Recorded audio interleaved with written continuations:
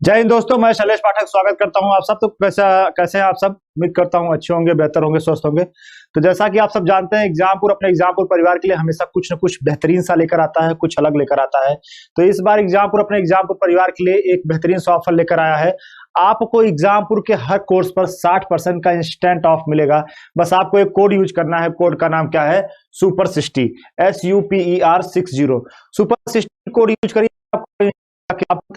आप देखेंगे कि 60% का ऑफ मिलेगा। अगर आप किताबों पर 30% का ऑफ चाहते हैं तो किताबों पर भी आपको 30% का ऑफ उपलब्ध है। आपको एक कोड उसके लिए भी यूज करना पड़ेगा, BOOK30, बुक 30। आप ये कोड यूज करेंगे, आपको किताबों पर भी 30% का ऑफ मिल जाएगा। लेकिन इन दोनों प्रक्रियाओं के पहले आपको एक अच्छी सी प्रक्रिया करनी होगी। वो क्या करना होगा? वो यह करना होगा कि प्ले स्टोर पर जाकर आपको एग्जामपुर ऑफिशियल ऐप डाउनलोड करना होगा। आप जाकर एग्जामपुर ऑफिशियल ऐप डाउनलोड करिए। उसमें आपको फ्री का PDF, मॉक टेस्ट, क्विज आप देखेंगे, फ्री के लाइव क्लासेस, और आप देखेंगे उसमें किताबें भी आपको फ्री मिलने वाली हैं। ठीक है, तो उम्मीद करता हूं कि आप सब अभी के अभी या फिर क्लास के बाद तुरंत जाकर आप एग्जामपुर ऑफिशियल ऐप डाउनलोड करेंगे। इस क्लास की PDF भी अगर आपको चाहिए तो आपको एग्जामपुर ऑफिशियल ऐप डाउनलोड करना पड़ेगा। चलिए सबको मेरा नमस्कार, हृदयपूर्वक नमस्कार। तो कैसे आप सब? उम्मीद करता हूं अच्छे। बहुत बढ़िया। सबको मेरा नमस्कार, हृदय से नमस्कार। चलिए आज मैं कुछ आपके लिए अलग सेशन, कुछ यूनिक सेशन लेकर आया हूं। सेशन में कुछ अलग और यूनिक अगर आपको देखना है तो माफ करिए, आज जीके जीएस के पॉलिटी स्पेशल का सेशन लेकर आया हूं। हमारा आपका ये सेशन लगभग 3 दिन तक चलेगा।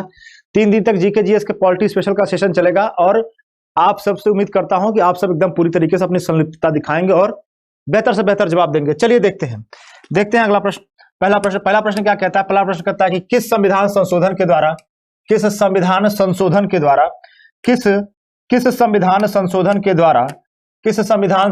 द्वारा भूमि सुधार कानूनों को संवैधानिक संरक्षण प्रदान किया गया?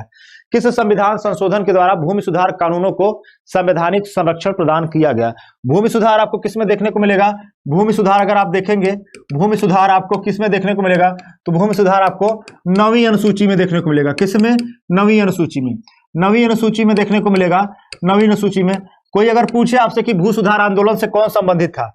भू सुधार आंदोलन से कौन संबंधित था? याद रखिए, भू सुधार आंदोलन से कौन संबंधित था? तो भू सुधार आंदोलन से संबंधित थे विनोबा भावे। कौन संबंधित था? विनोबा भावे आप देखेंगे तो किससे संबंधित थे? भू सुधार आंदोलन से। भू सुधार आंदोलन विनोबा भावे। और आप कहेंगे व्यक्तिगत सत्याग्रह, प्रथम व्यक्तिगत सत्याग्रही कौन थे? तो वह भी आप देखेंगे कि प्रथम व्यक्तिगत सत्याग्रही विनोबा भावे थे। प्रथम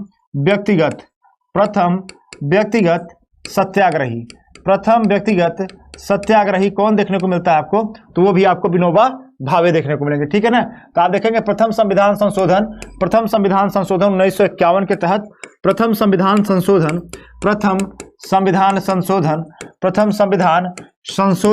1951 के तहत आप देखेंगे, प्रथम संविधान संशोधन 1951 के तहत आपको क्या देखने को मिलेगा?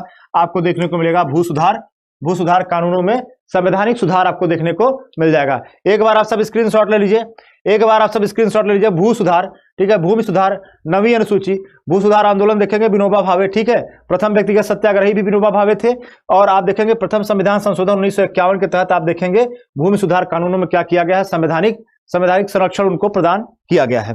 ठीक है, चलिए अगला प्रश्न देखते हैं। अगला प्रश्न क्या है? अगला प्रश्न क्या कहता है? अगला प्रश्न कहता है कि भारतीय संविधान में किस प्रकार की संघीय व्यवस्था का प्रावधान किया गया है? संघीय व्यवस्था क्या होता है?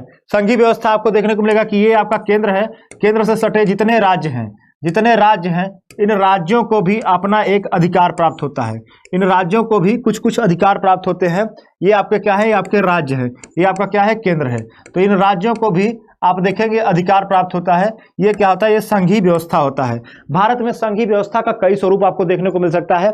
जैसे संघीय व्यवस्था के तहत अगर आप देखेंगे, किसके तहत? संघीय व्यवस्था के तहत आप देखेंगे, चलिए मैं आपको दिखा देता हूं। संघीय व्यवस्था के तहत आपको क्या क्या देखने को मिलेगा? संघीय व्यवस्था के तहत आपको क्या क्या देखने को मिलेगा? तो संघीय व्यवस्था के तहत आपको देखने को मिल सकता है लिखित संविधान। क्या देखने को मिलेगा? लिखित संविधान क्या है? संघीय व्यवस्था है। दूसरा क्या देखने को मिलेगा? दूसरा आप देखेंगे राज्यसभा। राज्यसभा किसका स्वरूप देखने को मिलेगा? राज्यसभा भी आपको संघीय संविधान के तहत देखने को मिलेगा। उसके बाद आप देखेंगे कि राज्य सूची का जो विषय देखने को मिलेगा, कौन सा? राज्य सूची और समवर्ती सूची, ये क्या है? ये भी आपको देखने को मिलेगा, ये दोनों संघीय संविधान के तहत मिलेंगे। तो ऐसी तमाम चीजें आप एकात्मक की तरफ देखने का अगर प्रयास करेंगे, एकात्मक की तरफ, तो एकात्मक की तरफ भी आपको देखने को मिलेगा क्या? आपातकाल।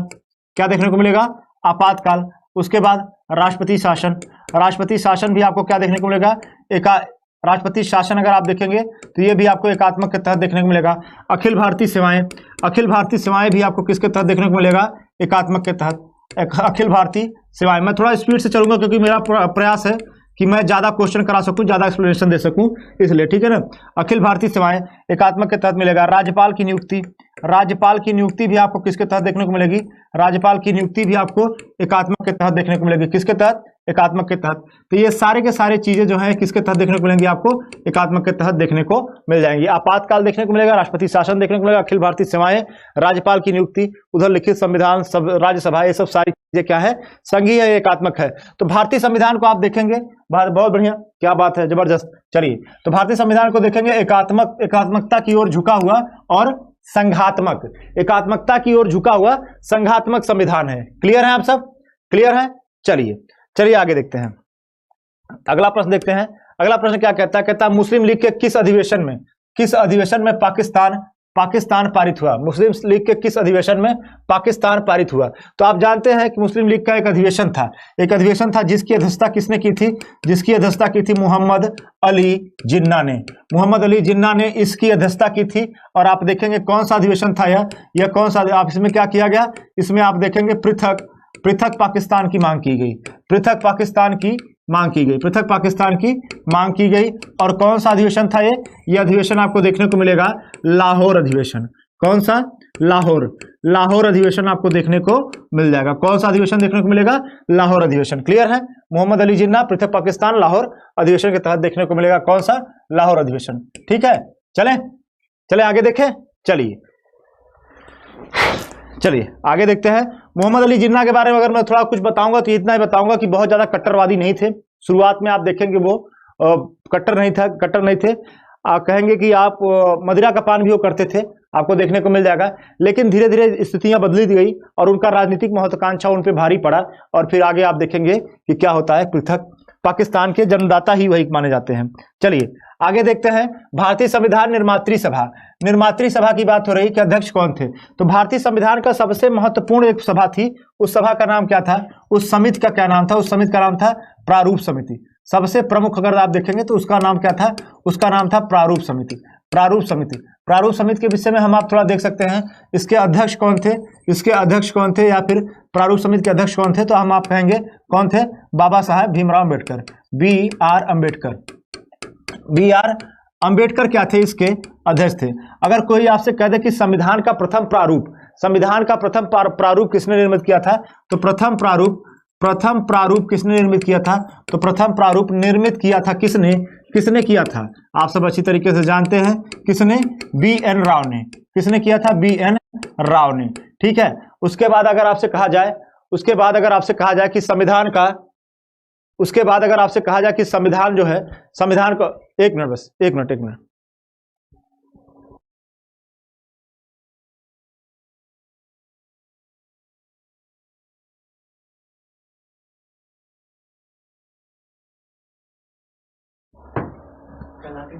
प्रथम प्रारूप क्या है? B.N. राव। ठीक है, प्रथम प्रारूप देखेंगे क्या है?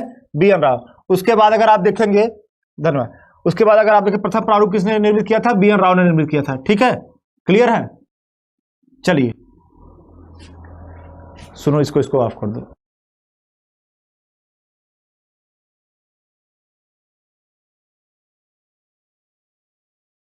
चलिए, प्रथम प्रारूप किसने निर्मित किया था? B.N. राव ने। माफ करिए, बस थोड़ा सा मिस्टेक हो गया था, थोड़ा सा इशू आ गया था, उम्मीद करता हूं समझ लेंगे। प्रथम प्रारूप निर्मित किया गया था B.N. राव द्वारा। अध्यक्ष कौन थे? B.R. अम्बेडकर। और आप देखेंगे इसमें एकमात्र कांग्रेसी सदस्य एकमात्र कौन थे? कांग्रेसी सदस्य। एकमात्र कांग्रेसी सदस्य कौन देखने को मिलेंगे? K.M. मुंशी। कौन देखने को मिलेंगे? K.M. मुंशी एकमात्र कांग्रेसी सदस्य आपको देखने को मिल जाएंगे। और निर्मात्री सभा के अध्यक्ष आपको देखेंगे, या फिर आप देखेंगे झंडा समिति के अध्यक्ष आपको देखने को मिलेंगे। संचालन समिति के अध्यक्ष देखने को कौन मिलेंगे? संचालन समिति संचालन समिति के अध्यक्ष। तो ये तीनों आप देखेंगे अध्यक्ष देखने को मिलेगा, तो इन तीनों के अध्यक्ष आपको देखने को मिलेंगे डॉक्टर राजेंद्र प्रसाद। डॉक्टर राजेंद्र प्रसाद आपको झंडा समिति के अध्यक्ष देखने को मिलेंगे, संचालन समिति के अध्यक्ष देखने को मिलेंगे, और आप देखेंगे निर्मात्री सभा के अध्यक्ष। ठीक है, संचालन समिति के अध्यक्ष, झंडा समिति के अध्यक्ष, निर्मात्री सभा के अध्यक्ष। एक बार आप सब स्क्रीनशॉट ले लीजिए। धन्यवाद। हो सके एक बार सेशन को लाइक और शेयर कर दीजिए, एक बार सेशन को लाइक और शेयर कर दीजिए। ठीक है, तो आप देखेंगे झंडा समिति अध्यक्ष, संचालन समिति अध्यक्ष, निर्मात्री सभा के अध्यक्ष जो है वो कौन देखने को मिलेंगे, डॉक्टर राजेंद्र प्रसाद आपको साफ साफ देखने को मिल जाएंगे। चलिए अगला प्रश्न देखते हैं। अगला प्रश्न क्या कह रहा है? अगला प्रश्न कह रहा है सरकारिया आयोग क्यों बनाया गया? सरकारिया आयोग क्यों बनाया गया था? सरकारिया आयोग क्यों बनाया गया था? जल्दी, बहुत बढ़िया। तो आप देखेंगे कि इनका नाम क्या था? इनका नाम था जस्टिस रणजीत सिंह सरकारिया। क्या नाम था? जस्टिस रणजीत सिंह सरकारिया। रणजीत सिंह सरकारिया। जस्टिस रणजीत सिंह कौन था? सरकारिया थे। और इन्होंने किसके आधार पर बना था? आप कहेंगे कि केंद्र राज्य संबंधों के पुनरावलोकन हेतु क्या हुआ था? सरकारिया आयोग का गठन किया गया था। केंद्र राज्य संबंध के पुनरावलोकन के लिए सरकारिया आयोग का क्या किया गया था? गठन किया गया था। चलिए, धन्यवाद। एक बार सेशन को शेयर कर दीजिए। चलिए अगला प्रश्न देखते हैं हम सब। भारत का अंतिम गवर्नर जनरल केवल योजना। ठीक है, और आप देखेंगे के पश्चात सुभाष चंद्र बोस के इस्तीफे के बाद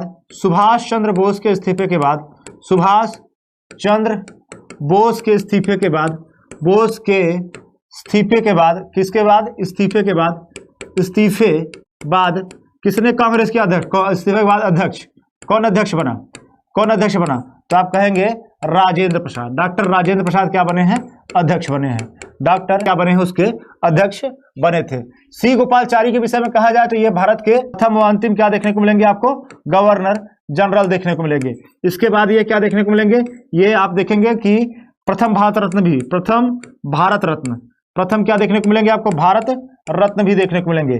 इसके बाद आपको ये क्या देखने को मिलेंगे? वायसराय। आप देखेंगे इन्होंने आगे चल के एक संस्था का गठन किया है। उस संस्था का नाम क्या था? स्वतंत्र पार्टी का गठन इन्होंने किया था। किसकी? स्वतंत्र पार्टी का गठन किया था। किसकी? स्वतंत्र पार्टी का गठन भी इनके द्वारा देखने को आपको मिल जाएगा। क्लियर है आप सब? चलिए एक बार सेशन को लाइक और शेयर कर दीजिए। एक बार सेशन को लाइक और शेयर कर दीजिए। चलिए अगला प्रश्न देखते हैं। अगला प्रश्न क्या कह रहा है? अगला प्रश्न कह रहा है निम्नलिखित में से कौन सा एक बिंदु मौलिक कर्तव्यों के अध्यायों में सम्मिलित नहीं है? मौलिक कर्तव्यों को देखेंगे किससे संबंधित है? तो सबसे पहले आप देखेंगे स्वर्ण सिंह समिति से। किससे? स्वर्ण सिंह समिति की अनुशंसा के आधार पर मौलिक 10 मूल कर्तव्य। आगे आप देखेंगे कि 86वें संविधान संशोधन के द्वारा क्या होता है? 86वें संशोधन के द्वारा एक मूल कर्तव्य और जोड़ा जाता है, अर्थात टोटल कितना हो जाता है? कुल 11 मूल कर्तव्य हो जाते हैं। कितने? कुल 11 मूल कर्तव्य हो जाते हैं। तो याद रखिएगा कि 11वां मूल कर्तव्य कौन सा था? 11वां मूल कर्तव्य यह था कि 6 से 14 वर्ष तक के बच्चों को कहां भेजना? स्कूल भेजने के संबंध में था। 11वां मूल कर्तव्य क्या था? 6 से 14 वर्ष के बच्चों को स्कूल भेजने के संबंध में था। तो चलिए देखते हैं इसमें से कौन सा सही है। संविधान का अनुपालन करना बिल्कुल सही है। भारत की संप्रभुता, एकता और अखंडता को बनाए रखना बिल्कुल सही है। हमारी मिश्रित संस्कृति की संपन्न विरासत को सुरक्षित रखना बिल्कुल सही है। राष्ट्रपति और अन्य स्वतंत्रता सेनानियों के संदेश को व्यवहार में लाना और उस प्रकार प्रचारित करना, ये आपका गलत है। अर्थात आपका सही उत्तर क्या हो जाएगा? सही उत्तर हो जाएगा आपका डी। सही उत्तर क्या हो जाएगा? सही उत्तर हो जाएगा डी। चलिए धन्यवाद। चलिए अगला सेशन देखते हैं। अगला प्रश्न देखते हैं। अगला प्रश्न क्या कह रहा है? अगला प्रश्न कह रहा है कि राज्य पुनर्गठन आयोग रिपोर्ट कब लागू किया गया? राज्य पुनर्गठन आयोग रिपोर्ट कब लागू किया गया? तो राज्य पुनर्गठन आयोग के संबंध में आपको एक कमेटी बनी थी। मैं उस कमेटी का नाम बता देना चाहता हूं, JVP कमेटी। क्या नाम है? JVP committee. अर्थात क्या नाम है? पंडित जवाहरलाल नेहरू। कौन? पंडित जवाहरलाल नेहरू थे। पंडित जवाहरलाल नेहरू। और आपको कौन देखने को मिलेंगे? सरदार वल्लभ भाई पटेल। ठीक है ना? तो सरदार पटेल देखेंगे हम आप, सरदार पटेल और पट्टाभी सीतारमैया। कौन थे? पट्टाभी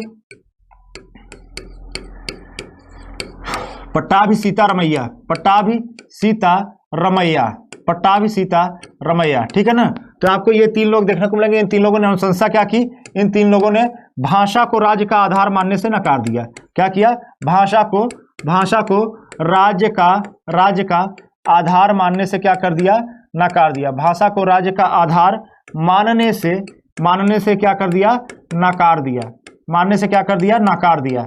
आप देखेंगे जब इन्होंने नकार दिया तो फिर क्या होता है कि आंध्र प्रदेश में एक कांग्रेसी कार्यकर्ता जिसका भूख हड़ताल के तहत आप देखेंगे क्या हो जाती है, मौत हो जाती है, अर्थात 52 दिनों के भूख हड़ताल के बाद उसकी मौत हो जाती है। उसका नाम क्या था, श्री रामुलु। उसके बाद आप देखेंगे आंध्र प्रदेश का गठन होता है, अर्थात तेलुगु भाषी क्षेत्रों को मिलाकर क्या होता है, तेलुगु भाषी क्षेत्र को, मैं पूरा डिटेल में बता दे रहा हूं इसलिए क्योंकि आगे चल के आपके लिए कोई इशू ना हो। तेलुगु भाषी क्षेत्र को देखकर क्या बनता है, एक देश एक प्रदेश बनता है जिसका नाम क्या है, आंध्र प्रदेश। कभी भी अगर आपसे पूछ ले कि भाषा के आधार पर निर्मित प्रथम राज्य कौन सा है, भाषा के आधार पर निर्मित प्रथम राज्य कौन सा है, तो आप कहेंगे आंध्र प्रदेश है। कौन है, आंध्र प्रदेश है। क्लियर है आप सब, ठीक है। तो आप देखेंगे कि आंध्र प्रदेश का गठन होता है, उसके बाद एक कमेटी बनती है। कमेटी का नाम क्या है, कमेटी का नाम है फजल अली आयोग। कौन सा, फजल अली आयोग। फजल अली आयोग का गठन किया जाता है। इसके 2 सदस्य होते हैं, एक कौन से, एक आप देखेंगे के.एम. पणिक्कर इसके क्या होते हैं, सदस्य होते हैं। दूसरा कौन देखने को मिलेगा, हृदयनाथ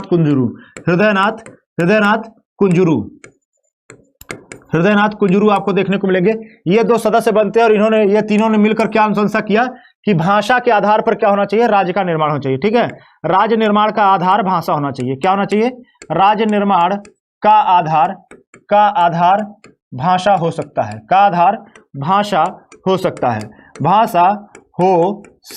राज्य निर्माण का आधार क्या हो सकता है, भाषा हो सकता है। लेकिन याद रखिएगा कि इन्होंने क्या किया है, इन्होंने एक राज्य एक भाषा को सीधा नकार दिया है, अर्थात क्या कर दिया है, मना कर दिया। ठीक है ना, इन्होंने एक राज्य एक भाषा को सीधा क्या कर दिया है, नकार दिया है, अर्थात मना कर दिया है। और इन्होंने अपना रिपोर्ट कब पेश किया था, 1 नवंबर 1956 को। 1 नवंबर 1956 को आप देखेंगे इनका रिपोर्ट क्या है, इनका रिपोर्ट लागू किया गया है। माफ करिए, 1 नवंबर 1956 को इनका रिपोर्ट लागू किया गया है। चलिए, धन्यवाद। एक बार सेशन को शेयर कर देंगे, सेशन को शेयर कर दीजिए। चलिए आगे देखते हैं, अगला प्रश्न देखते हैं। अगला प्रश्न क्या है, अगला प्रश्न है कि संसद के दोनों सदनों के संयुक्त अधिवेशन की अध्यक्षता कौन करता है। संसद के दोनों सदनों के संयुक्त अधिवेशन की अध्यक्षता कौन करता है। चलिए, संयुक्त अधिवेशन के विषय में थोड़ा चीजें देख लेते हैं हम लोग। संयुक्त अधिवेशन के संबंध में थोड़ा चीज देख लेते हैं कि संयुक्त अधिवेशन से संबंधित कुछ चीजों को देख लेंगे। तो संयुक्त अधिवेशन के संबंध में अगर आप देखेंगे तो इसको आह्वान कौन करता है, अर्थात बुलाता कौन है, तो बुलाता है कौन, राष्ट्रपति। हमेशा इससे आप कहेंगे कौन, साधारण विधेयक के संबंध में। कौन से विधेयक के संबंध में, साधारण विधेयक के संबंध में ही आप कहेंगे कि संयुक्त अधिवेशन बुलाया जा सकता है। अगर आप कह देंगे कि धन विधेयक के संबंध में यह अधिवेशन नहीं बुलाया जा सकता, या फिर संविधान संशोधन विधेयक के संबंध में यह भी अधिवेशन नहीं बुलाया जा सकता, सिर्फ साधारण विधेयक के संबंध में बुलाया जा सकता है। और इसकी अध्यक्षता कौन करता है, अध्यक्ष कौन होता है, तो अध्यक्ष आप कहेंगे कौन होता है, लोकसभा स्पीकर। कौन होता है, आप सब सही उत्तर दिए हैं, एकदम देखा मैंने, जबरदस्त। ठीक है, लोकसभा स्पीकर। तो ये आपका क्या हो गया, आपका संयुक्त अधिवेशन से संबंधित चीजें हो गया। तो आप कहेंगे इसका अध्यक्षता कौन करता है, तो इसकी अध्यक्षता लोकसभा स्पीकर करता है। कौन करता है, लोकसभा स्पीकर। ठीक है, चलिए धन्यवाद। चलिए आगे चलते हैं, अगला प्रश्न देखते हैं। अगला प्रश्न क्या है, अगला प्रश्न कह रहा है कि कांग्रेस का अंतिम अधिवेशन कौन, किसकी अध्यक्षता में सुभाष चंद्र बोस ने किया था। कांग्रेस का अंतिम अधिवेशन जिसकी अध्यक्षता नेताजी सुभाष चंद्र बोस ने किया था। ठीक है, तो नेताजी सुभाष चंद्र बोस हरिपुरा अधिवेशन को अगर आप देखेंगे तो इसमें क्या हुआ है, इसमें वो निर्विरोध क्या चुने गए हैं, अध्यक्ष चुने गए हैं। निर्विरोध क्या चुने गए हैं, अध्यक्ष चुने जाते हैं, निर्विरोध अध्यक्ष चुने जाते हैं। ठीक है, लेकिन आप देखेंगे कि 1919 में एक अधिवेशन होता है, माफ करिए 1939 में एक अधिवेशन होता है, त्रिपुरी अधिवेशन। इसमें क्या होता है, इसमें आप देखेंगे उनके खिलाफ पट्टाभी सीतारामैया गांधी जी के प्रतिनिधि जो है वो गांधी जी के प्रतिनिधि के रूप में खड़े होते हैं। लेकिन आप यह जान लीजिए कि वहां भी पट्टाभी सीतारामैया क्या होता है, हार जाते हैं। और जीतता कौन है, जीतते हैं नेताजी सुभाष चंद्र बोस। फिर क्या होता है कि आप देखेंगे यूरोप की लड़ाई के संदर्भ में आप देखेंगे कि ये पहले से ही आकलन कर लेते हैं। जाहिर सी बात थी कि इन्होंने आईसीएस क्लियर किया था, उस समय तो मामूली आदमी तो थे नहीं।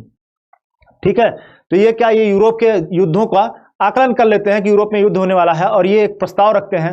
प्रस्ताव यह रखते हैं कि भारत में राष्ट्रव्यापी आंदोलन कांग्रेस को छेड़ देना चाहिए। लेकिन उसका विरोध करते हैं, कौन करते हैं? 3 प्रमुख नेता, पंडित जवाहरलाल नेहरू, सरदार वल्लभ भाई पटेल और पट्टाभी सीतारमैया। कहीं न कहीं गांधी जी की सहमति इसमें छिपी हुई थी और उनको इस चीज का आभास हो जाता है और वो क्या करते हैं, वो अपने अध्यक्ष पद से इस्तीफा दे देते हैं। फिर अध्यक्ष कौन बनता है? फिर अध्यक्ष बनते हैं, आप देखेंगे, राजेंद्र प्रसाद। कौन बनते हैं? डॉक्टर राजेंद्र प्रसाद।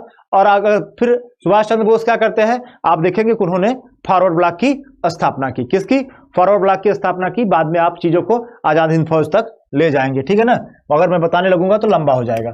चलिए आगे चलते हैं। आगे क्या कह रहा है? आगे कह रहा है निम्नांकित में से कौन सा संविधान संशोधन पंचायती राज संस्थाओं को सशक्त बनाता है? कौन सा संविधान संशोधन पंचायती राज संस्थाओं को सशक्त बनाता है? आपको बताना है। 73वां, 72वां, 74वां। 74वां आप देखेंगे तो ये किससे संबंधित है? ये संबंधित है नगर पालिका से। किससे संबंधित है? नगर पालिका से। कौन सा भाग है? भाग 9ख है।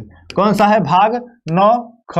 भाग 9क, माफ करिए, भाग 9क रहेगा ये, भाग 9क। और कौन सी अनुसूची से संबंधित है? अनुसूची 12। कौन सा अनुसूची से संबंधित है? तो अनुसूची 12। अनुसूची 12 से संबंधित है।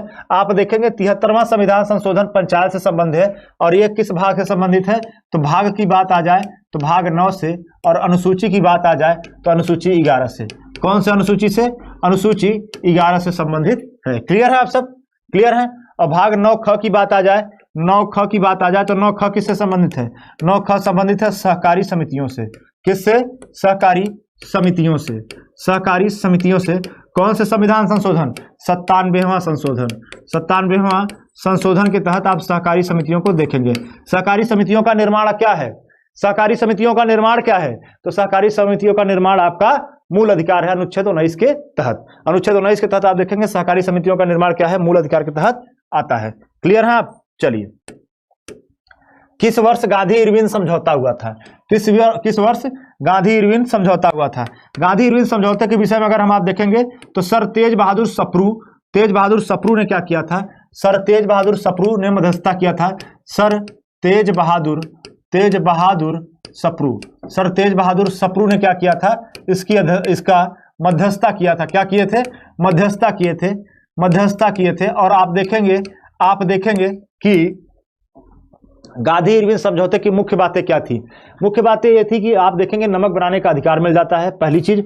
दूसरी चीज, राजनीतिक जितने भी कैदी होते हैं उनको मुक्त कर दिया जाता है। लेकिन इरविन साफ कहता है कि हम क्या करेंगे, हम जो आपराधिक कैदी हैं, जिन्होंने हिंसा करके, अपराध करके क्या किया है, व्यवस्था को गड़बड़ करने का प्रयास किया, उनको हम नहीं छोड़ेंगे। और गांधी जी इस बात पर क्या हो जाते हैं? मौन हो जाते हैं जहां हिंसा का नाम आता है। वो जानता था गांधी जी की नस क्या है, ठीक, गांधी जी की नस क्या है, वो एकदम बराबर अपना काम करता है और गांधी जी वहां मौन हो जाते हैं। फिर क्या होता है? फिर आप देखेंगे कि 24 मार्च 1931 के तहत सरदार भगत सिंह, राजगुरु सुखदेव को फांसी होने होती है। तो आप देखेंगे कि उस दिन न होकर एक रात पहले ही आपको 23 मार्च 1931 को शाम को ही उनको फांसी पर लटका दिया जाता है एवं रावी नदी के किनारे ले जाकर जला दिया जाता है। इसके परिप्रेक्ष्य में आप देखेंगे जिस गांधी को लोग खुदा मानते थे, लोग भगवान मानते थे, उन्हीं गांधी के खिलाफ काले झंडे लेकर कराची अधिवेशन में लेकर खड़े हो जाते हैं। तो कराची अधिवेशन में उनके खिलाफ आप देखेंगे काले झंडे दिखाई दिए गए। क्यों दिखाई दिया गया? क्योंकि ऐसा माना जाता है कि गांधी ने उसके लिए प्रेस नहीं किया था। अच्छा, ब्रिटिशों का क्या मांग था गांधी इरविन समझौता से? तो गांधी इरविन समझौता से ब्रिटिशों का मुख्यतः 2 मांग था। एक क्या था? एक था कि सविनय अवज्ञा आंदोलन को क्या कर दिया जाए? बंद कर दिया जाए। दूसरा क्या मांग था? दूसरा मांग था कि द्वितीय गोलमेज सम्मेलन में वो क्या चाहते थे कि कांग्रेस हिस्सा ले। और कांग्रेस हिस्सा भी लेती है। कांग्रेस तरफ से कौन हिस्सा लेता है? कांग्रेस तरफ से महात्मा गांधी हिस्सा लेते हैं। लेकिन वहां का परिणाम आप देखेंगे तो उनको क्या मिलता है? नकारात्मक या फिर शून्य। वहां पर उन्हें कुछ भी हासिल नहीं होता। हालांकि चर्चिल के बगल में फोटो खिंचाकर बात करने का अधिकार, इतना तो पता चल जाता है चर्चिल को कि भारत से कोई आया है जो क्या करता है, उनके समकक्ष खड़ा तो हो सकता है कम से कम, माफ करिएगा। उसके बाद फिर क्या होता है कि वहां से जब लौट कर आते हैं तो वो द्वितीय गोलमेज सम्मेलन, कौन सा? द्वितीय गोलमेज सम्मेलन के बाद आप देखेंगे कि क्या करते हैं कि आप द्वितीय सविनय अवज्ञा आंदोलन को छेड़ते हैं। लेकिन वो क्या होता है? पूर्णतः असफल होता है। कहीं ना कहीं उस पर भी भगत सिंह का प्रभाव देखने को मिलता है। ठीक है, तो आप देखेंगे गांधी इरविन समझौता कब होता है? 1931 में होता है। बड़ा डिटेल मैंने आपको बता दिया, बहुत डिटेल बता दिया, बहुत डिटेल चला गया। चलिए धन्यवाद। एक बार सेशन को शेयर कर दीजिए, ठीक है। चलिए एक बार सेशन को शेयर कर दीजिए। चलिए देखते हैं किस एक्ट के अंतर्गत भारतीय प्रांतों में द्वैध शासन की स्थापना की गई। किस एक्ट के अंतर्गत भारतीय प्रांतों में द्वैध शासन की स्थापना की गई? किस एक्ट के अंतर्गत भारतीय प्रांतों में द्वैध शासन की स्थापना की गई? आज मैं आपको बताता हूं, 1935 में आज मैं झड़ी लगा दूंगा। क्या लगा दूंगा? झड़ी लगा दूंगा। चलिए देखिए, आरबीआई की स्थापना, क्या क्या देखने को मिल रहा है, देखिए बस आरबीआई की स्थापना। इसका स्क्रीनशॉट लेकर एक बार आप रिवाइज कर लेंगे ना, तो आपके निगाह से दोबारा ये भूलने वाला नहीं है, मैं गारंटी देता हूं। सर्वोच्च न्यायालय की स्थापना, किसकी? सर्वोच्च न्यायालय। सर्वोच्च न्यायालय की स्थापना, सर्वोच्च न्यायालय की स्थापना। फिर क्या देखने को मिलता है आपको? राज्य लोक सेवा आयोग, राज्य लोक सेवा आयोग, राज्य लोक सेवा आयोग की स्थापना, ठीक है। फिर आपको क्या देखने को मिलता है? संयुक्त लोक सेवा आयोग। कौन सा? संयुक्त लोक सेवा आयोग, संयुक्त लोक सेवा आयोग की स्थापना। क्लियर है? फिर देखेंगे भारत बर्मा पृथकीकरण। क्या होता है? भारत बर्मा पृथक्करण, भारत बर्मा पृथक्करण, ठीक है। फिर क्या होता है? प्रांतों में चुनाव भी इसी के आधार पर होता है। कौन से? प्रांतों में चुनाव, प्रांतों में चुनाव। उसके बाद फिर आप देखेंगे क्या? गोलमेज सम्मेलन का परिणाम यह था। क्या था? गोलमेज सम्मेलन का परिणाम। गोलमेज सम्मेलन का क्या था? परिणाम था। सम्मेलन का क्या था? परिणाम था, माफ करिए, परिणाम। गोलमेज सम्मेलन का परिणाम आपको देखने को मिलेगा। उसके बाद फिर क्या देखने को मिलेगा? अखिल भारतीय संघ, एक प्रकार के अखिल भारतीय संघ की बात करता है। किसकी? अखिल भारतीय संघ की बात करता है। किसकी बात करता है? अखिल भारतीय संघ की बात करता है। केंद्र में द्वैध शासन व्यवस्था की बात करता है। किसमें? केंद्र में, केंद्र में आप कहेंगे द्वैध शासन व्यवस्था की बात करता है। केंद्र में द्वैध शासन व्यवस्था की बात करता है। एक और लिख लीजिए कि बिहार और उड़ीसा का पृथक्करण भी इसी से देखने को मिलेगा, ठीक है। उड़ीसा व बिहार का पृथक्करण, उड़ीसा व बिहार का पृथक्करण, बिहार का पृथक्करण भी आपको इसी को देखने को मिल जाएगा, ठीक है। पृथक्करण, उड़ीसा व बिहार का पृथक्करण भी इसी से देखने को आपको मिल जाएगा। चलिए देखते हैं 1919 में सांप्रदायिक निर्वाचन की शुरुआत। क्या है? सांप्रदायिक, अर्थात आप देखेंगे मुस्लिमों को क्या किया है, इससे निर्वाचन का अधिकार दिया गया था, अलग पृथक निर्वाचन का अधिकार दिया गया था। सांप्रदायिक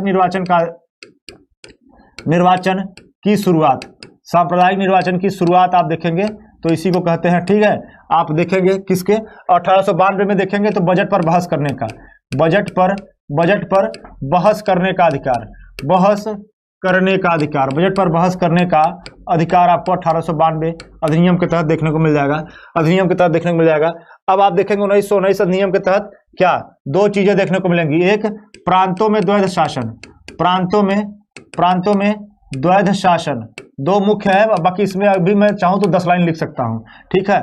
बाकी आप देखेंगे क्या है? द्विसदनीय व्यवस्था, द्विसदनीय व्यवस्था, द्विसदनीय व्यवस्था भी इसमें आपको देखने को मिल जाएगा। स्क्रीनशॉट ले लीजिए, स्क्रीनशॉट ले लीजिए, फिर आपको समझ में आ जाएगा। स्क्रीनशॉट ले लीजिए, फिर आगे बढ़ते हैं। स्क्रीनशॉट ले लीजिए, स्क्रीनशॉट ले लीजिए, फिर आगे बढ़ते हैं। चलिए, धन्यवाद, धन्यवाद। एक बार आप सब स्क्रीनशॉट ले लीजिए। चलिए आगे देखते हैं, आगे देखते हैं। आगे क्या है? आगे कह रहा है कि निम्नलिखित में से कौन सा अब नागरिकों का मौलिक अधिकार नहीं है? निम्नलिखित में से कौन सा अब नागरिकों का मौलिक अधिकार नहीं है? निम्नलिखित में से कौन सा अब नागरिकों का मौलिक अधिकार नहीं है? स्वतंत्रता के अधिकार को आप देखेंगे तो कौन सा अधिकार? अनुच्छेद 19 से 22 तक, अनुच्छेद 19 से 22 तक आपको स्वतंत्रता का अधिकार देखने को मिल जाएगा। समानता का अधिकार अनुच्छेद 14 से 18 तक, अनुच्छेद 14 से 18 तक क्या है? समानता का अधिकार है। किसका है? समानता का अधिकार है। समानता का अधिकार आपको अनुच्छेद 14 से 18 तक देखने को मिल जाएगा। जीवन जीने का अधिकार आपको कब देखने को मिलता है? अनुच्छेद 21A, अनुच्छेद 21 के तहत क्या देखने को मिलेगा? जीवन जीने का अधिकार, जीवन जीने का अधिकार, जीवन जीने का अधिकार देखने को मिल जाएगा आपको अनुच्छेद 21 के तहत, ठीक है, अनुच्छेद 21 के तहत। उसके बाद संपत्ति का अधिकार आप देखेंगे तो ये 44वें संविधान संशोधन, कौन से? 44वें संशोधन के तहत आप देखेंगे तो इसको क्या बनाया गया? इसको अनुच्छेद 300 क के तहत, 300 क के तहत क्या बनाया गया? संवैधानिक अधिकार बना दिया गया। क्या बना दिया गया? संवैधानिक अधिकार, संवैधानिक अधिकार हो गया, अर्थात अब ये मूल अधिकार नहीं रहा, मूल अधिकार नहीं रहा। तो पूछ रहा है कौन सा मौलिक अधिकार नहीं है? तो संपत्ति का अधिकार क्या है? मौलिक अधिकार नहीं है। क्लियर है? आप सब क्लियर है? चलिए, धन्यवाद, धन्यवाद, धन्यवाद, धन्यवाद। एक बार सेशन को शेयर कर दीजिए। देखिए, मैं फिर बार बार कहूंगा, वही एक ही चीज कहूंगा कि बहुत ज्यादा क्वेश्चन नहीं होगा, ठीक है, लेकिन एक्सप्लेनेशन पे जाइए आप। आपको मैं जितना एक्सप्लेनेशन दे रहा हूं, ये सारे के सारे फैक्ट ही तो हैं, सारे के सारे फैक्ट भरे पड़े हैं, ठीक है। चलिए अगला प्रश्न देखते हैं। अगला प्रश्न क्या कह रहा है? अगला प्रश्न कह रहा है नेहरू मंत्रिमंडल में भारत का प्रथम विदेश मंत्री कौन था? नेहरू मंत्रिमंडल में भारत का प्रथम विदेश मंत्री कौन था? तो विजय लक्ष्मी पंडित को देखेंगे तो आप यूएन में इनको देख सकते हैं, ठीक है। मौलाना अब्दुल कलाम आजाद प्रथम शिक्षा मंत्री थे। क्या थे? प्रथम शिक्षा मंत्री। प्रथम शिक्षा मंत्री आपको कौन देखने को मिलेगा? मौलाना अब्दुल कलाम आजाद। ये क्या देखने को मिलेंगे? प्रथम शिक्षा मंत्री। वीके कृष्ण मेनन, वीके कृष्ण मेनन को आप देखेंगे तो ये किससे संबंधित है? ये आप देखेंगे तो ये इन्होंने क्या किया था? इन्होंने आप कहेंगे रियासतों के एकीकरण में बहुत ही महत्वपूर्ण भूमिका का निर्वहन किया था। किस्म के? रियासतों के एकीकरण में बहुत ही महत्वपूर्ण भूमिका का निर्वहन किया था इन्होंने सरदार वल्लभ भाई पटेल के साथ मिलकर। तो अगर आप देखेंगे कि विदेश मंत्रालय हो गया या फिर विज्ञान एवं अंतरिक्ष हो गया या फिर प्रधानमंत्री हो गए, ये तीनों के तीनों आपको कौन देखने को मिलेगा? तीनों के तीनों आपको पंडित नेहरू देखने को मिलेंगे, ठीक है। चलिए धन्यवाद, धन्यवाद। चलिए आगे चलते हैं, अगला प्रश्न देखते हैं। अगला प्रश्न देखते हैं, सर्वोच्च न्यायालय कि कौन से निर्णय से तय हुआ, कौन से निर्णय से तय हुआ कि प्रस्तावना संविधान का अंग है? सर्वोच्च न्यायालय के कौन से निर्णय से तय हुआ कि प्रस्तावना संविधान का अंग है? तो आप देखेंगे कि गोलकनाथ बनाम स्टेट ऑफ पंजाब को अगर आप देखेंगे तो 1960 में, कब? 1960 में क्या कहता है? क्या कहता है? कहता है कि जो प्रस्तावना है संविधान का प्रतिबिंब है। प्रस्तावना संविधान का प्रतिबिंब है लेकिन संविधान का हिस्सा नहीं है, अतः प्रस्तावना में क्या? संशोधन नहीं किया जा सकता। लेकिन आप देखेंगे केशवानंद भारती बनाम केरल राज्य में, केशवानंद भारती बनाम केरल राज्य, ठीक है, आप देखेंगे 1973 में इसमें क्या कहा जाता है? इसमें कहा जाता है कि प्रस्तावना संविधान का अभिन्न अंग है। प्रस्तावना क्या है? संविधान का अभिन्न अंग है।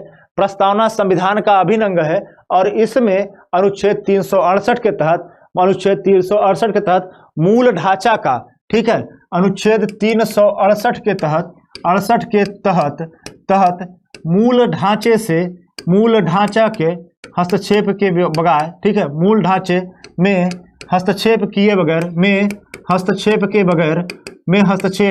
के बगैर क्या किया जा सकता है? संशोधन किया जा सकता है। क्या किया जा सकता है? संशोधन किया जा सकता है। संशोधन किया जा सकता है। संशोधन किया जा सकता है। क्लियर है? अनुच्छेद 368 के तहत मूल ढांचे में हस्तक्षेप के बगैर क्या किया जा सकता है? संशोधन किया जा सकता है। और इसी के बाद आप देखेंगे कि 1976 में आप देखेंगे क्या होता है? 42वें संशोधन के तहत, 42वें संशोधन के तहत इसमें क्या किया जाता है? इसमें 3 शब्द जोड़ा जाता है। एक आप देखेंगे कौन सा? समाजवादी, समाजवादी, अखंडता और पंथ निरपेक्ष। कौन सा? पंथ निरपेक्ष। ये आप देखेंगे 3 शब्द इसमें जोड़े जाते हैं। किसमें? 42वें संविधान संशोधन के तहत। ठीक है, क्लियर है? चलिए एक बार स्क्रीनशॉट ले लीजिए, एक बार स्क्रीनशॉट ले लीजिए, फिर आगे चलते हैं। एक बार स्क्रीनशॉट लीजिए, एक बार सेशन को लाइक और शेयर कर दीजिए, एक बार सेशन को लाइक और शेयर कर दीजिए। आप सबका स्वागत है, सबका एकदम वेलकम है, वेलकम है। चलिए देखते हैं निम्नांकित में अंतरिम सरकार का सदस्य कौन नहीं था। अंतरिम सरकार और प्रथम मंत्रिमंडल में अंतर होता है, क्योंकि अंतरिम सरकार में आप देखेंगे तो अंतरिम सरकार में पाकिस्तान के कुछ लोग भी शामिल थे जो उस समय संयुक्त हिंदुस्तान के हिस्सा थे। ठीक है ना? तो आप देखेंगे कौन था, तो आप देखेंगे सरदार वल्लभ भाई पटेल भी देखने को मिलेंगे, राजेंद्र प्रसाद भी देखने को मिलेंगे, जगजीवन राम भी देखने को मिलेंगे, श्रम मंत्री थे। लेकिन BR अम्बेडकर आपको अंतरिम सरकार में देखने को नहीं मिलते। ये किस में देखने को मिलते हैं? ये आपको प्रथम मंत्रिमंडल में देखने को मिलते हैं। किसमें? प्रथम मंत्रिमंडल में। प्रथम मंत्रिमंडल में आपको क्या देखने को मिलते हैं? कानून मंत्री। क्या बनते हैं? क्या देखने को मिलते हैं? देखने को मिलते हैं ये कानून मंत्री। कानून मंत्री देखने को मिलते हैं कौन? BR अम्बेडकर जी। आप देखेंगे प्रथम मंत्रिमंडल में कानून मंत्री के तौर पर देखने को आपको मिल जाएंगे। क्लियर है आप सब? ठीक है, चलिए एक बार स्क्रीनशॉट लीजिए, एक बार इसका स्क्रीनशॉट ले लीजिए, फिर आगे चलते हैं। एक बार आप स्क्रीनशॉट ले लीजिए, फिर आगे चलते हैं। चलिए देखते हैं। संघ लोक सेवा आयोग, संघ लोक सेवा आयोग के अध्यक्ष और सदस्यों को उनके कार्यकाल की अवधि के पूर्ण होने से पहले कैसे हटाया जा सकता है? तो अनुच्छेद आप देखेंगे, अनुच्छेद 315 के तहत आपको कौन आएगा? संघ लोक सेवा आयोग के अध्यक्ष आएंगे। ठीक है, संघ लोक सेवा आयोग आएगा। कौन सा? संघ लोक सेवा आयोग आता है, संघ लोक सेवा आयोग आएगा। ठीक है, और इसके अध्यक्षों को कैसे हटाया जा सकता है? तो आप कहेंगे सर्वोच्च न्यायालय की एक कमेटी बनती है। कमेटी क्या करेगी? जांच करेगी, और कमेटी जिस प्रकार की सिफारिश करेगी, जो भी अनुशंसाएं करेगी, वो अनुशंसाएं क्या होंगी? वो अनुशंसाएं बाध्यकारी होंगी। अर्थात अगर कमेटी कहती है कि इनको हटा देना चाहिए, इनको हटा देना चाहिए, तो हटा दिया जाएगा। और कमेटी कह देगी नहीं इनको रखना चाहिए, तो क्या होगा? रख दिया जाएगा। ठीक है, तो इस प्रकार की अनुशंसाएं आप देखने को मिलेंगे कौन से? सर्वोच्च न्यायालय की सिफारिश के आधार पर राष्ट्रपति द्वारा, सर्वोच्च न्यायालय की सिफारिश के आधार पर राष्ट्रपति द्वारा। चलिए, नरम दल और गरम दल। ठीक है, नरम दल और गरम दल का आप क्या देखेंगे? सूरत अधिवेशन की अध्यक्षता किसने की थी? ठीक है, सूरत अधिवेशन विभाजन हुआ, इस अधिवेशन की अध्यक्षता किसने की थी? इस अधिवेशन की अध्यक्षता किसने की थी? तो आप देखिएगा, गरम दल किसको अध्यक्ष बनाना चाहता है? विवाद तो आपको बनारस अधिवेशन 1905 से ही देखने को मिल जाएगा, लेकिन 1906 कलकत्ता अधिवेशन में एकदम चरम पे था। लेकिन उस समय क्या होता है कि आप देखेंगे दादा भाई नौरोजी को क्या अध्यक्ष बना दिया जाता है, और वो दोनों के पसंदीदा थे, वहीं पर बात रोक दिया जाता है। लेकिन सूरत अधिवेशन में आप देखेंगे गरम दल लाला लाजपत राय को क्या करता है? अध्यक्ष बनाना चाहता है। किसको? लाला लाजपत राय को अध्यक्ष बनाना चाहता है, लाला लाजपत राय को अध्यक्ष बनाना चाहता है। और आप देखेंगे फिर क्या होता है कि विवाद खड़ा हो जाता है, और फिर बात देखेंगे दोनों में विभाजन हो जाता है। अध्यक्ष कौन चुना जाता है? अध्यक्ष चुना जाते हैं रास बिहारी बोस। रास बिहारी बोस क्या चुने जाते हैं? अध्यक्ष चुने जाते हैं। अध्यक्ष कौन चुना जाता है? रास बिहारी बोस। क्लियर है आप सब? क्लियर है? चलिए, तो कौन अध्यक्ष चुना जाता है? अध्यक्ष रास बिहारी बोस चुने जाते हैं। धन्यवाद। तो रास बिहारी बोस इस पे अध्यक्ष चुने जाते हैं। आगे चलते हैं, अगला प्रश्न देखते हैं। अगला प्रश्न क्या है? अगला प्रश्न क्या कह रहा है? कह रहा है कि भारत के संविधान के 86वें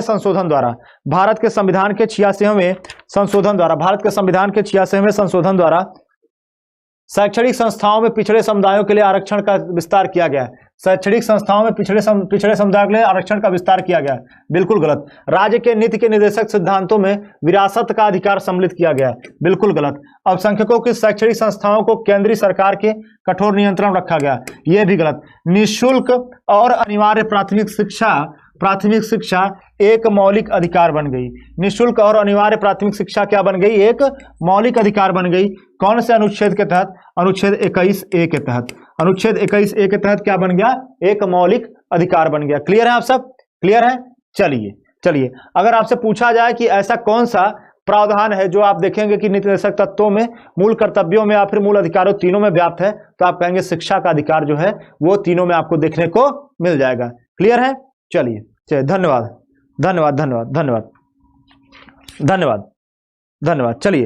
चलिए आगे चलते हैं, आगे देखते हैं अगला प्रश्न देखते हैं। अगला प्रश्न क्या है?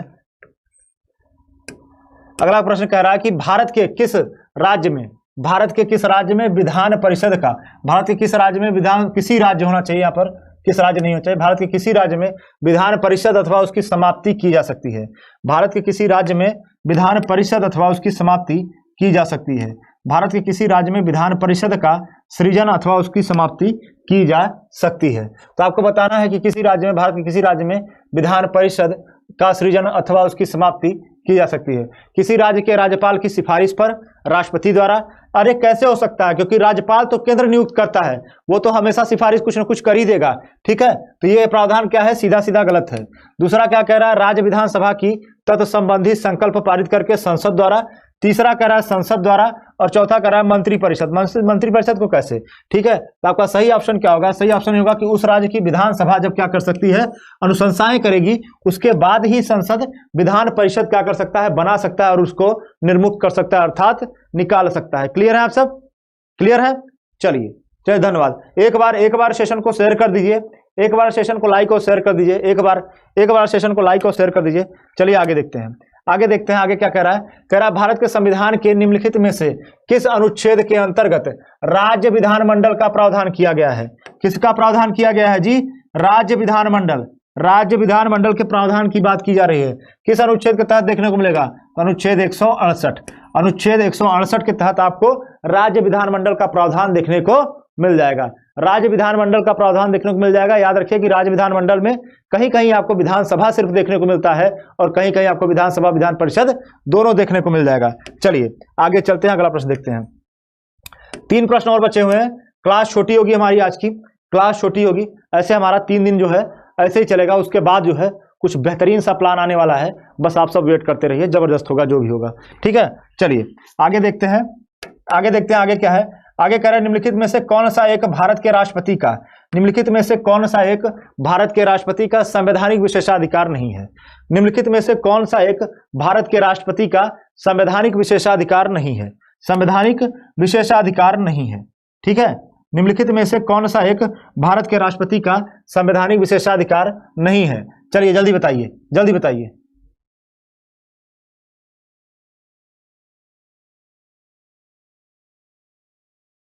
ठीक है, निम्नलिखित में से कौन सा एक भारत के राष्ट्रपति का संवैधानिक विशेषाधिकार नहीं है। विधायी, बहुत बढ़िया। चलिए इसका उत्तर आपसे देखेंगे, बहुत अच्छा, बहुत अच्छा। चलिए विधायी विधेयक को पुनर्विचार के लिए वापस करना, बिल्कुल आप देखेंगे कौन से संविधान संशोधन में, 44वें संशोधन के तहत आपको देखने को मिल जाएगा, इनको यह अधिकार दिया गया कि विधायी विधेयक को पुनर्विचार के लिए क्या कर सकते हैं, एक बार वापस कर सकते हैं। लोकसभा का विघटन करना बिल्कुल राष्ट्रपति करता है, राज्यसभा को आहूत करना यह भी राष्ट्रपति करता है। तीसरा क्या कर रहा है, वित्त विधेयक को पुनर्विचार के लिए, अरे ये बिल्कुल नहीं है, ये क्या है, यही आपका देखेंगे गलत है, अर्थात आपका जो सही उत्तर है वो क्या है, डी का जो पावर है वो राष्ट्रपति के पास नहीं है, अर्थात वित्त विधेयक को पुनर्विचार के लिए वापस करने का प्रावधान किसके पास, राष्ट्रपति के पास नहीं है, राष्ट्रपति को उस पर अनुमति देना ही होगा। ठीक है ना, चलिए धन्यवाद। चलिए आगे देखते हैं, एक बार क्लास को लाइक और शेयर कर दीजिए, एक बार क्लास को सेशन को शेयर कर दीजिए, जो भी नए लोग हैं उनका वेलकम है, स्वागत है आपका, स्वागत है। चलिए देखते हैं क्या कर रहा है। भारत के राष्ट्रपति निर्वाचन मंडल, भारत के राष्ट्रपति के निर्वाचन मंडल के संबंध में बात हो रहा है। भारत के राष्ट्रपति के निर्वाचन मंडल द्वारा चुने जाते हैं जो मिलकर बनता है, भारत के राष्ट्रपति निर्वाचन मंडल द्वारा चुने जाते हैं जो मिलकर बनता है संसद के सभी सदस्यों से, संसद तथा राज्य विधानसभाओं के निर्वाचित सदस्यों से, संसद राज्य विधानसभाओं तथा विधान परिषदों के सदस्यों से, तथा संसद तथा राज्य विधानसभाओं के सभी सदस्यों से। तो संसद तथा राज्य विधानसभाओं के सभी सदस्यों से, तो ये क्या है, ये सरासर गलत है। ठीक है, क्योंकि इसमें निर्वाचित सदस्य होंगे। संसद तथा राज्य विधानसभा तथा राज्य विधान परिषद के सदस्य नहीं होते, राज्य विधान परिषद के सदस्य नहीं होते, संसद के सभी सदस्य बिल्कुल नहीं हो सकते। तो आप कहेंगे कौन होता है, संसद तथा राज्य विधानसभाओं के निर्वाचित सभी सदस्यों के द्वारा। इसमें आप एक प्रावधान और जोड़िए, इसमें 75वें संशोधन के द्वारा जोड़ा गया। ये किसके संशोधन द्वारा, 75वें संशोधन के द्वारा आपको देखने को मिल जाएगा। कौन, दिल्ली व पुदुचेरी, कौन, दिल्ली व पुदुचेरी के निर्वाचित सदस्य। ठीक है, दिल्ली व पुदुचेरी विधानसभा के निर्वाचित सदस्य, विधानसभा के क्या, विधानसभा के निर्वाचित सदस्य, दिल्ली व पुदुचेरी के विधानसभा के निर्वाचित सदस्य। क्लियर है आप सब, क्लियर है। चलिए धन्यवाद। एक बार सेशन को लाइक और शेयर कर दीजिए, एक बार सेशन को लाइक और शेयर कर दीजिए, हृदयपूर्वक निवेदन है, एक बार सेशन को लाइक और शेयर कर दीजिए। चलिए अगला प्रश्न देखते हैं। आज का आखिरी प्रश्न होगा कि प्रधानमंत्री सहित सभी मंत्री किसकी कृपा तक अपने पद पर बने रह सकते हैं, संसद, सर्वोच्च न्यायालय, राष्ट्रपति या फिर उपराष्ट्रपति। इसका उत्तर आपको देना है, 25, प्रश्न संख्या 25 का उत्तर आपको देना है। देखते हैं सबसे बढ़िया कौन उत्तर देता है। चलिए इसमें क्या क्या दिया गया है, संसद दिया है, सर्वोच्च न्यायालय, राष्ट्रपति और उपराष्ट्रपति। जल्दी आपको बताना है कि प्रधानमंत्री सहित सभी मंत्री किसकी कृपा तक अपने पद पर बने रह सकते हैं, संसद, सर्वोच्च न्यायालय, राष्ट्रपति या फिर उपराष्ट्रपति। जल्दी, संसद, सर्वोच्च न्यायालय, राष्ट्रपति या फिर उपराष्ट्रपति। जल्दी। चलिए बहुत अच्छा, जबरदस्त। तो आप देखेंगे कि संसद में आप देखेंगे कि सब कुछ किससे जुड़ा हुआ है, सब कुछ संसद से जुड़ा हुआ है। किससे जुड़ा हुआ है, सब कुछ आप देखेंगे संसद से जुड़ा हुआ है। क्लियर,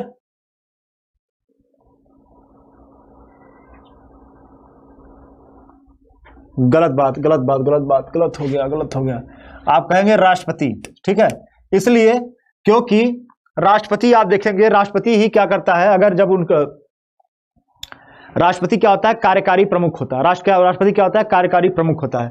तो इसी के कृपा पर अपने पद पर क्या कर सकते हैं, बने रह सकते हैं। किसके, राष्ट्रपति की कृपा पर अपने पद पर बने रह सकते हैं। ठीक है ना। और राष्ट्रपति उनको क्या कर सकता है, राष्ट्रपति ठीक है, बहुत बढ़िया, बहुत बढ़िया। राष्ट्रपति क्या करता है, उनको शपथ दिलाता है। राष्ट्रपति को ही देखेंगे कि उनको क्या करता है, शपथ दिलाता है, ठीक है ना। राष्ट्रपति उनको शपथ दिलाता है और राष्ट्रपति की कृपा मात्र से ही बने रहते हैं, ऐसा प्रावधान है। लेकिन वास्तविक तौर पे आप देखेंगे संसद की भूमिका बहुत बड़ी होती है, लेकिन अंतिम जो साइन करेगा उसी का ही सब कुछ होता है, जैसा कि आप सब जानते हैं, ठीक है ना। चलिए, हमारी आपकी एमसीक्यू की ये सीरीज जो चल रही है ये 2-3 दिन और चलेगी, ठीक है ना। तो आज हमारा पॉलिटी स्पेशल था, कल भी कोशिश करूंगा मैं पॉलिटी स्पेशल हो, ठीक है। पॉलिटी स्पेशल अब देखेंगे हम लोग अगले 3 दिन, उसके बाद में भी फिर अगले सब्जेक्ट का लेके आ सकता हूं मैं। तो उम्मीद करता हूं जो मेरी क्लास थी आपको अच्छी लगी होगी, बेहतर लगी होगी। एक बार आप सबको ऑफलाइन जाकर कमेंट अवश्य करना है, आपको बताना है कि ये एमसीक्यू जो क्वेश्चन थे, क्वेश्चन का लेवल आपको कैसा लगा, क्वेश्चन का सीरीज आपको कैसा लगा, ठीक है ना। आपको यह बताना है कि क्वेश्चन का लेवल और क्वेश्चन का सीरीज कैसा लगा।